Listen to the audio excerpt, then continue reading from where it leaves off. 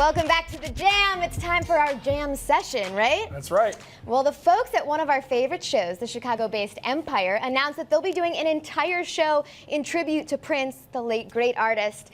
I'm so pumped for this. Are you guys excited? I just want to know how they're going to do it. Like, is it going to have infused with his music, or are they going to be dressed like him? Like, it's a blank palette. Like, well, what are they going to do? Well, so apparently they're performing one of his tracks. Two of the stars of the show are, I think it's Hakeem and I think it's Jamal. And I think the storyline is going to be, I think they're going to have a themed Prince party going on. And I think it's just going to play out throughout the entire episode. I am a huge Empire fan. I'm really excited about this. There's Prince connections to the show. The EP on the show had directed some of Prince's music videos, so they had a relationship. I think some of the characters on the show had a friendship with him. Terrence was friends with him since 2000, I believe, so a long-standing relationship there as they both were becoming Jehovah's Witnesses. So I think there's a lot of connections to it. I'm really excited because I love Empire. It's one of my favorite shows. They film here in Chicago, so I feel like there's a closeness. You see them around the city sometimes. I had one of those fanboy moments, I'm not going to lie. I was at Soho House, I was hanging out, and I saw the crew. I saw them all there. You know some of the characters of the show, and everyone was there, the entire crew. And I'm sitting there, I walk up, and I was like, I got to say hello. You got to say hello to the entire Empire cast if you see them. So I go over, but I didn't rehearse through my head what I wanted to say. Taraji was right there, and she is who she is. It's what makes her such a great actress. She acts like Cookie in real life. So if you're going to step to her, you got to step correct. I wasn't prepared for the moment. I went up to her and I said, hey, I'm a big fan of the show. I wanted to get her on our show, but I kind of stumbled through the whole thing. I missed the opportunity, and once it's gone, you feel it go away. It's the worst And she was very nice and respectful, but she's like, come on, man, I'm just trying to hang out.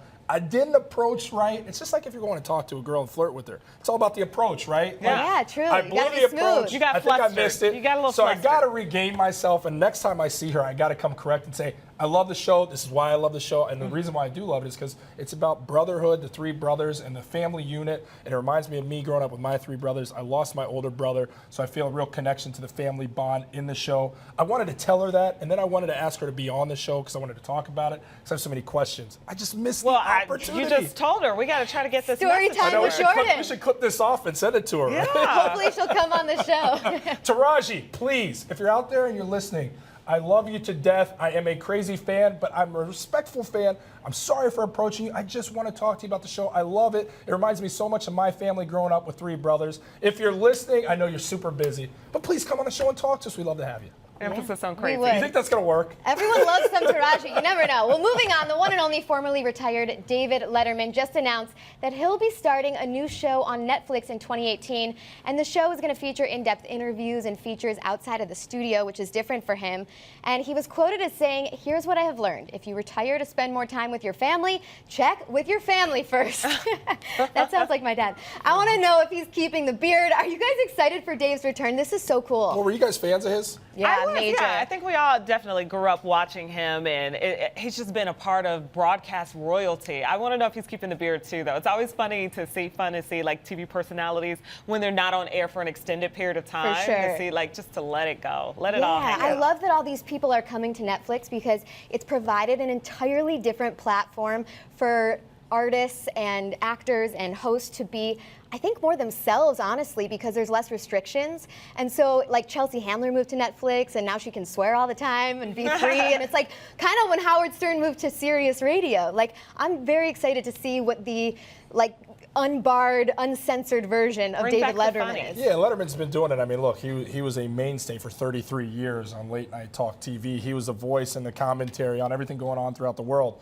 What better time to hear his commentary than what's going on now in the world with our new President Trump? I think it gives him a lot of material. I miss the top tens. I think there's a void in the appetite for what he delivers, and I think a lot of people will be more than excited to have him back. Netflix has a penchant for overpaying people. It's why the company's in the red despite all their success. He's another high-paid guy to just put a little bit of work in. I think it's why they're successful. They invest in themselves. I think it'll come around. Oh, we'll see. We're crossing our fingers, right? They got to find a way where we can't share subscriptions. He's going to get paid. He's going to get paid. That's what it is. I kind of share one with my grandparents.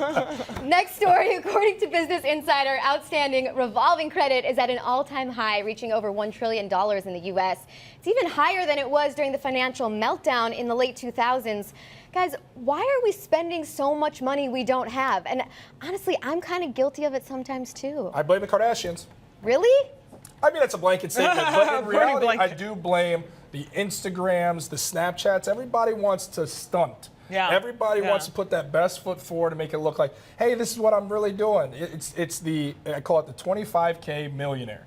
Meaning they're not making the money to be spending like a millionaire, but they want to appear like they're a millionaire. So shout out to the people that spend within their means. I'm trying to be better than that myself. But I think people see these things and they want to aspire to be people. They're not quite there yet. And they're throwing all this thing on a credit card and say, we'll take care of it later. And it's not getting paid off. Well, back in the day, we used to say we're keeping up with the Joneses. Keeping up with the Joneses. Stop keeping up with them Joneses. Let them go. Right? Let them go and be Jones by thing, themselves. Right? Yeah, we have a spending issue. We all have, as Americans, have a spending issue. And I mean, it's just, it's starting so early. Yeah. And I mean, not to even mention like some of the big items, like you need a car, you need, well, you can wait on the home, but you need student loans. Like student loans is keeping us right out the bat. So, but they're talking specifically credit card, but it's like, it's just getting piled up. So I think do you need that really nice dress? Do you need that really nice purse? Yes, I do you need those nice kids? Yes. Well, sometimes you have to invest in yourself. But I think our attitude with debt and spending is just so nonchalant. It's like, hey, put it on credit. You guys know I love shoes, and my mom growing up always said to me, Danielle, the money looks better in the bank than on your feet. I'm not sure I agree, but she is right. Mom's a wise woman. Yeah, exactly. Here's some good news. Bon Appetit magazine just named Chicago its Restaurant City of the Year. Woo! So guys, what is your favorite restaurant in Chicago? Your absolute number one? This is really simple for me. I'm a barbecue guy. I'm definitely going to Smoke Daddy in Wicker Park. It's right around the corner from my home. It's right there on Division. I wish I could give you the exact address. But the ribs there are on point. The pulled chicken is fantastic. It's affordable. They sometimes have live music. With the summertime, you can sit out on the patio. You always come away full when you leave the place, which is very important to me. Full and it's a friendly sleepy. staff. Are you Shout a out to messy Smoke rib Daddy. eater? I mean, you know I am. You guys Easy surprised? question. Come away full and sleepy. That's huge, right? And affordable, and live music. And the proximity, it's close to me. What in a kind of great music? neighborhood. Just different kinds of music? Different kinds of music. They got everything. All right, it's a date. They'll You play got to some take blues. us now. A lot of So blues. now I want to Blues and take you barbecue. guys at some point to my favorite one because it's kind of close to here. Okay. And it's also affordable. It's called Doc B's. It is so delicious. They have like a wide range of food. It's burgers, salads. You can go healthier. You don't have to. Or you can mix. Like I usually go with salad with sweet potato fries. So I love that. American fare? Yeah, exactly. Yeah, and I also love Sienna Tavern. Have you guys been there? I have been there. I like that. That is like the best date spot. The ambiance is so nice and the food is delicious. I love it there. It's cute. Okay, so this was super difficult for me because I literally like everything. Like some days I'm feeling Mexican, some days I feel Italian. So it really depends on how I feel. But my producer forced me to pick one. Pizza Capri. I chose Pizza Capri. It's on the south side. It's in Hyde Park neighborhood, so real close to President Obama's house. And it has Italian food. It has pizza. It has pasta. It has salads. It's an Italian restaurant. So that looked good. I had to pick one. I'm gonna go with that one. Okay, I'm coming with you. I like that pasta. It's a really good one.